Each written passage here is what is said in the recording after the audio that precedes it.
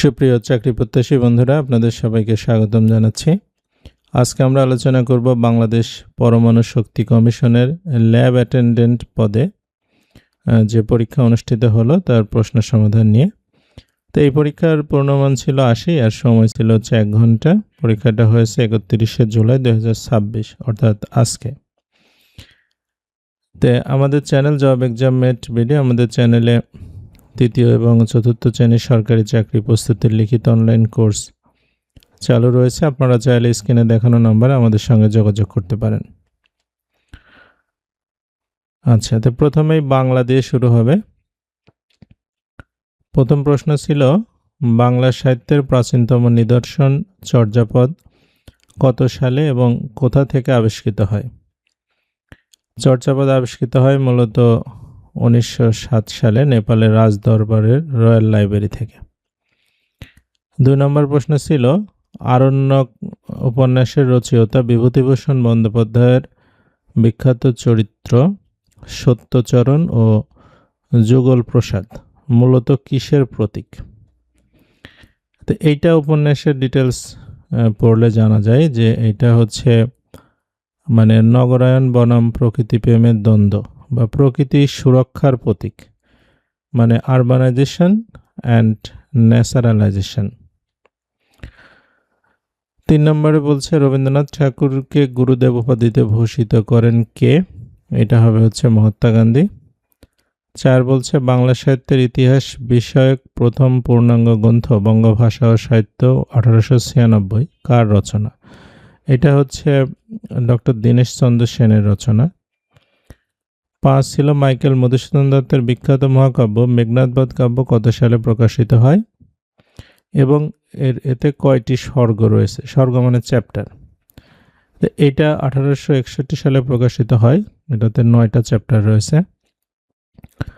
6 নম্বর প্রশ্ন বলছে, সমোচ্চারিত ভিন্নাত্মক শব্দ হিসাবে কুজন এবং কুজন শব্দ দুইটির অর্থ যথাক্রমে কি? কুজন মানে হচ্ছে কয় হস্য যেটা, এটা মানে খারাপ লোক, আর কুজন যেটা কয় দীর্ঘকার বর্গজ দন্ত না, এটা হচ্ছে পাখির ডাক। 7 নম্বর বলছে, বাংলা সাহিত্যের প্রথম শোককাব্য এলেজি অশ্রুমালা কার লেখা? এটা কায়কোপাদের লেখা। জলে স্থলে দেশে বিদেশে হাটে বাজারে এগুলো কোন সমাসের অন্তর্গত? এগুলো হচ্ছে আপনার অলুক দ্বন্দ্ব সমাস। এই 8টাই ছিল বাংলা। এবার ইংরেজিতে যাই। ইংরেজিতে প্রথম প্রশ্ন ছিল, who is known as the poet of beauty in English literature? এটা হচ্ছে জন কিটস। 10 বলছে, বিনা মেঘে বজ্রপাত এর সঠিক ইংরেজি অনুবাদ কোনটি? এটা হবে হচ্ছে a bolt from the blue.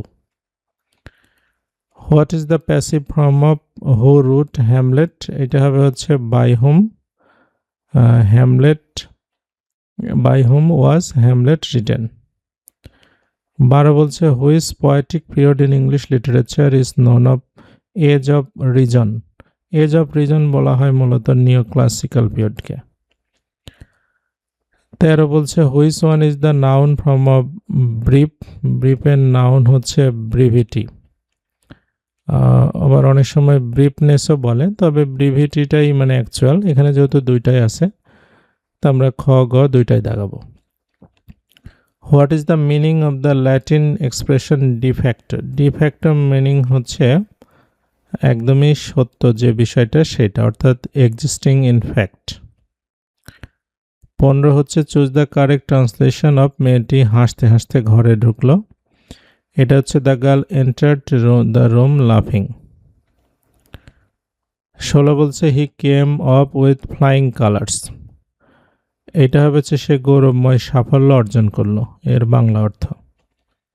17 বলছে, which of the following words is a verb? নিচের কোনটি হচ্ছে ভার্ব? এটা হচ্ছে ইন্টারেস্ট। ইন্টারেস্ট মানে কোনো কিছুতে আগ্রহ প্রকাশ করা বোঝায়, অথবা সুদ আদায় করাও বোঝায়। 18 বলছে, choose the correct spelling bureaucracy? এটা হবে হচ্ছে BUREAUCRACY ব্যুরোক্রেসি। 19 থেকে গণিত ছিল। প্রথম প্রশ্ন বলছে x plus 1/x equal to 2 হলে x to the power cube plus 1/x to the power কিউবের মান কত। তো আমরা x cube plus 1/x to the power কিউবের সূত্র লিখব x plus 1/x whole cube minus 3x 1/x x plus 1/x। তাহলে x প্লাস 1/x এর মান 2 কিউব আর 3 ইন্টু x প্লাস 1/x হচ্ছে 2। তাহলে 8 থেকে 6 বাদ দিলে 2 হবে আনসার। 20 নম্বর প্রশ্ন বলছে log a পাওয়ার 1 এর মান কত। আচ্ছা, তো log এর এটা একটা মানে সূত্র। তো আমরা মনে করি log a পাওয়ার 1টা x ধরে নিলাম, অর্থাৎ x এর মান বের করলে অঙ্ক হয়ে যাবে। এখন যদি আমরা লগটা উঠাই দেই তাহলে a power x equal to 1 হবে। a power x equal to 1 কে আমরা a পাওয়ার 0 লিখতে পারি, তাহলে x এর মানটা হচ্ছে 0। x এর মান 0 মানে log a পাওয়ার 1 এর মানটা হচ্ছে 0, অর্থাৎ উত্তর হচ্ছে 0। 21 নম্বর প্রশ্ন বলছে বৃত্তের কেন্দ্র থেকে ব্যাস ভিন্ন অন্য কোনো জ্যায়ের উপর অঙ্কিত লম্ব ওই জ্যাকে কি করে। তো এইটা হচ্ছে আমাদের নবম ও দশম শ্রেণীর একটা উপপাদ্য আছে যে বৃত্তের কেন্দ্র থেকে ব্যাস ভিন্ন অন্য কোনো জ্যায়ের উপর অঙ্কিত লম্ব ওই জ্যাকে সমদ্বিখণ্ডিত করে। 22 নম্বর বলছে একটি বেলন বা সিলিন্ডারের ভূমির ব্যাসার্ধ r এবং উচ্চতা h হলে বক্রপৃষ্ঠের ক্ষেত্রফল কত। তো বক্রপৃষ্ঠ মানে শুধু বক্রপৃষ্ঠের ক্ষেত্রফল হবে হচ্ছে 2 পাই আর h, আর যদি সমগ্র পৃষ্ঠ ক্ষেত্রফল হয় তাহলে 2 পাই আর h প্লাস 2 পাই আর স্কয়ার মানে 2 পাই আর r প্লাস h হতো। 23 বলছে যে কোনো উপাত্তের সর্বনিম্ন সংখ্যা 31 এবং পরিসর হচ্ছে 21 হলে সর্বোচ্চ সংখ্যা কত। তাহলে সর্বোচ্চ সংখ্যা বের করতে হলে আমাদের হচ্ছে সর্বনিম্ন সংখ্যার সাথে আমরা হচ্ছে পরিসর যোগ করব, অর্থাৎ 52 হবে। 24 বলছে যে function x equal to x square minus 4x plus 3 হলে x এর কোন মানের জন্য ফাংশন x এর মানটা 0 হবে। তো এখানে যেহেতু বলছে function x square minus 4x plus 3 equal to মানে কোন মানের জন্য 0 হবে, তাহলে আমরা এটা ইকুয়াল টু 0 লিখি। তাহলে মিডল টার্ম হলো x square minus 3x minus x plus 3, x common নিলে x মাইনাস 3 মাইনাস 1 কমন নিলে x মাইনাস 3, অর্থাৎ x minus 1 x minus 3, x এর মান দুইটা হচ্ছে 1 এবং হচ্ছে 3, অর্থাৎ উত্তর হবে গ। 25 বলছে যে log 2 পাওয়ার 8 এর মান কত। তো log 2 পাওয়ার 8 এর মান বের করতে হলে আমরা 2 পাওয়ার 8 কে 2 পাওয়ার 3 ভেঙে নেব, তাহলে 3 কে সামনে নিয়ে আসবো, log 2 পাওয়ার 2 এটা ইকুয়াল টু 1 হবে, মানে মান হবে হচ্ছে 3। 26 বলছে যে কোনো বর্গের এক বাহুর দৈর্ঘ্য a হলে কর্ণের দৈর্ঘ্য কত। আমরা জানি বর্গক্ষেত্রের এক বাহুর দৈর্ঘ্য a হলে কর্ণ হবে হচ্ছে √2a। 27 হচ্ছে 20,573.4 মিলিগ্রামে কত কিলোগ্রাম। তো এটা হবে 0.02057334 কিলোগ্রাম। 28 বলছে ও কেন্দ্র বিশিষ্ট বৃত্তে এ বি ব্যাস ভিন্ন জ্যা এবং এম হচ্ছে এ বির মধ্যবিন্দু। এ ও এম 40 ডিগ্রি হলে ও বি এম এর মানটা কত হবে। আচ্ছা, এখানে আমাদের দুইটা ত্রিভুজ হয়েছে, একটা হচ্ছে এ ও এম আর একটা হচ্ছে বি ও এম। তাই আমরা জানি হচ্ছে বৃত্তের কেন্দ্র থেকে ব্যাস ভিন্ন অন্য কোনো জ্যায়ের উপরে লম্ব টানলে সেই জ্যাটাকে সমদ্বিখণ্ডিত করে। তাহলে ও এম যে লম্বটা হলো, তাহলে এ ও এম এর মানটা হবে হচ্ছে আপনার 90 ডিগ্রি, আর এখানে এ এম এর মান হবে 90 ডিগ্রি, এ ও এম এর মান 40 ডিগ্রি দেওয়া আছে, তাহলে ও এম এর মানটা হবে হচ্ছে আপনার 50 ডিগ্রি। এখন আমাদের চেয়েছে হচ্ছে ও বি এম। এখন ও বি এম আর ও এম একই সমান কোণ, কারণ ত্রিভুজ দুইটা হচ্ছে সর্বসম, তাহলে ও বি এম এর মানও হবে হচ্ছে 50 ডিগ্রি। এরপরে আসি হচ্ছে 29 নম্বরে বলছে 13 সেন্টিমিটার ব্যাসার্ধের কেন্দ্র হতে 5 সেন্টিমিটার দূরত্বে অবস্থিত জ্যায়ের উপরে জ্যায়ের দৈর্ঘ্য কত সেন্টিমিটার। আচ্ছা, আমরা এই যে একটা উপপাদ্য যেটা পড়লাম যে বৃত্তের কেন্দ্র থেকে ব্যাস ভিন্ন অন্য কোনো জ্যায়ের উপর অঙ্কিত লম্ব ওই জ্যাকে সমদ্বিখণ্ডিত করে। তো এখানে আমাদের ও এমটা লম্ব, ও বিটা হচ্ছে অতিভুজ মানে ব্যাসার্ধ দেওয়া আছে, তাহলে আমাদের পিথাগোরাসের সূত্র অনুসারে আমরা বিএম অর্থাৎ অর্ধ জ্যায়ের মানটা পেয়ে যাব, যে হচ্ছে 13 স্কয়ার মাইনাস 5 স্কয়ার করলেই হবে, অর্থাৎ 12 সেন্টিমিটার। তাহলে সম্পূর্ণ জ্যায়ের দৈর্ঘ্য হবে 12 12 24 সেন্টিমিটার। 30 নম্বর প্রশ্ন বলছে মাতা ও কন্যার বয়সের অনুপাত 8:3। তাদের বর্তমান বয়সের সমষ্টি 77 হলে 4 বছর পরে তাদের বয়সের অনুপাত কত হবে? তাহলে মাতার বর্তমান বয়স হবে 77-এর 8 3 11 ভাগের 8 ভাগ মানে 56 বছর, আর মেয়ের বয়স হবে হচ্ছে 77-এর 11 ভাগের 3 ভাগ মানে হচ্ছে 21 বছর।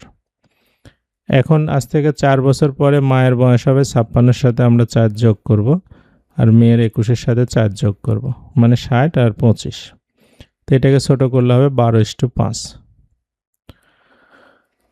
31 বলছে যে একটি বৃত্তের পরিধি ও ব্যাসের অনুপাত কত? আমরা জানি বৃত্তের পরিধি ও ব্যাসের অনুপাতকে বলা হয় পাই, অর্থাৎ বৃত্তের পরিধি যদি হয় 2πr আর ব্যাস যদি হয় 2r, তাহলে এদের যদি অনুপাত করি তাহলে 2πr থাকবে উপরে আর 2r থাকবে নিচে, তাহলে π/1 হবে হচ্ছে অনুপাত। 32 বলছে tan θ = 4/3 হলে sin θ এর মান কত? tan θ মানে লম্ব বাই ভূমি, মানে 4 হচ্ছে এখানে লম্ব, 3 হচ্ছে ভূমি। তাহলে আমরা এখানে অতিভুজটা বের করে ফেলতে পারি। অতিভুজ হবে হচ্ছে 4 স্কয়ার প্লাস 3 স্কয়ার, রুট করলে হবে মানে 5 পিথাগোরাসের সূত্র দিয়ে। তাহলে এখন আমরা sin θ মানে হচ্ছে লম্ব বাই অতিভুজ, তাহলে লম্ব হচ্ছে 4, অতিভুজ হচ্ছে 5, তাহলে 4/5 হবে। 33 বলছে যে ক ঘন্টায় 10 কিলোমিটার বেগে এবং খ 15 কিলোমিটার বেগে একই স্থান থেকে রাজশাহীর পথে রওনা হলো। ক 10:50 সময় এবং খ 9:20 সময় রাজশাহী পৌঁছালো। রওনা হওয়ার স্থান থেকে রাজশাহীর দূরত্ব কত? তো এটা আমরা ধরে নিব যে রওনা হওয়ার স্থান থেকে রাজশাহীর দূরত্ব x কিলোমিটার। এখন একজন গেল 10 কিলোমিটার বেগে, একজন গেল 15 কিলোমিটার বেগে। এই দুইজনের সময়ের পার্থক্য হচ্ছে 9:20 থেকে 10:50 মানে 90 মিনিট। তাহলে আমরা লিখতে পারি x/10 এটা একজনের সময়, x/15 এটা একজনের সময়, দুইটার সময়ের ব্যবধান হচ্ছে 90 মিনিট। সেটাকে 60 দিয়ে ভাগ করে আমরা ঘন্টা বানিয়ে নিলাম।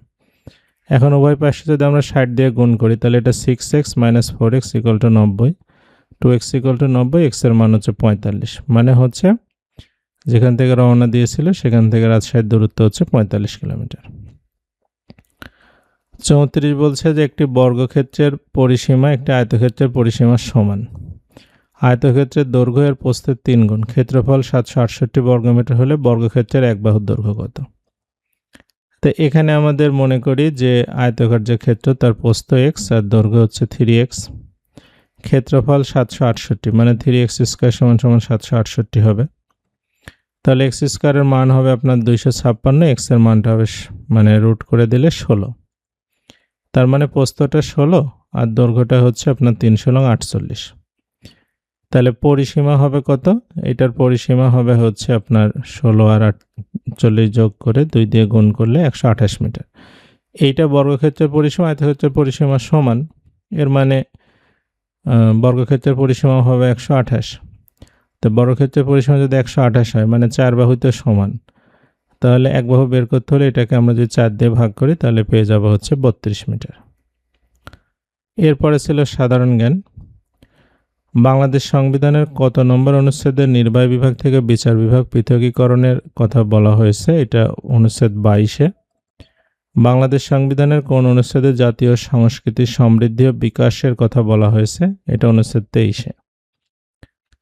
37 বলছে বাংলাদেশের প্রথম আনুষ্ঠানিকভাবে ডাক টিকিট উদ্বোধন করা হয় 29 জুলাই 1971 সালে। আয়তনের দিক থেকে বিশ্বের বৃহত্তম ভূবেষ্টিত দেশ কোনটি? এটা হচ্ছে কাজাকিস্তান। 39 বলছে বিশ্বের একমাত্র দেশ যার জাতীয় পতাকায় কোনো চতুর্ভুজ বা বর্গ নেই, এটা হচ্ছে নেপালে ত্রিভুজ আকৃতি। অ্যান্টার্কটিকা মহাদেশের একমাত্র সক্রিয় আগ্নেয়গিরির নাম কি? এটা হচ্ছে মাউন্ট এরেবাস। পারমাণবিক অস্ত্র প্রসার রোধ এনপিটি বা নন প্রলিফারেশন ট্রিটি কত সালে স্বাক্ষরিত হয়? 1968 সালে। Crops of civil engineers CCE দ্বারা নির্মিত বাংলাদেশের প্রথম এবং একমাত্র ভাসমান বাঁধ কোনটি? এটা হচ্ছে মুহুরী সেচ প্রকল্প বাঁধ। 43 হচ্ছে স্যাভালবার্ড গ্লোবাল সিড ভল্ট, এটা কোন দ্বীপে অবস্থিত? এটা হচ্ছে নরওয়ের স্পিটসবার্গেন দ্বীপে অবস্থিত। ব্ল্যাক হোলের এমন একটা সীমানা থাকে যা অতিক্রম করলে আলো সহ কোনো কিছু আর ফিরে আসতে পারে না, এই সীমানাকে কি বলে? এটার নাম হচ্ছে ইভেন্ট হরাইজন। 45 বলছে কোষের কোন অঙ্গাণুকে কোষের আত্মহত্যার থলি বা সুইসাইড স্যাক বলা হয়? এটা হচ্ছে লাইসোজোম। লাইসোজোমে আপনার হচ্ছে একটা হাইড্রোলাইটিক এনজাইম থাকে, ওইটা বের হয়ে গেলে ওই কোষগুলোকে ধ্বংস করে ফেলতে পারে, এই জন্য অটোলাইসিস বলে, এই জন্য সুইসাইড স্যাক বলা হয়। 46 বলছে আন্তর্জাতিক অপরাধ আদালতের প্রথম নারী সভাপতি সিলভিয়া স্টাইনার।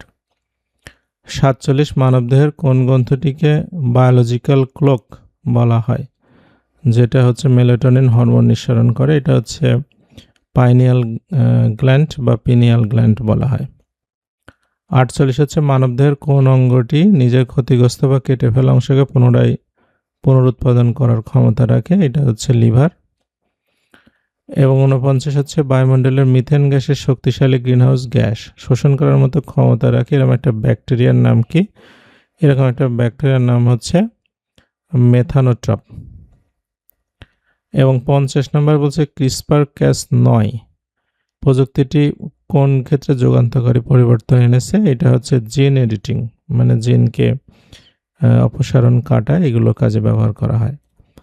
আরও 30টা প্রশ্ন ছিল, ওই প্রশ্নগুলো আপনার ছিল মানে সাবজেক্ট রিলেটেড প্রশ্ন, তো সেই সম্পর্কে আমার খুব একটা ভালো ধারণা নাই, তো আমি এই জন্য এগুলো সমাধান করলাম না। তো এই পর্যন্তই ছিল আজকের আমাদের প্রশ্নের সমাধান। ভালো লাগলে লাইক, কমেন্ট, শেয়ার, সাবস্ক্রাইব করতে পারেন। এতক্ষণ সাথে থাকার জন্য আপনাদের সবাইকে ধন্যবাদ।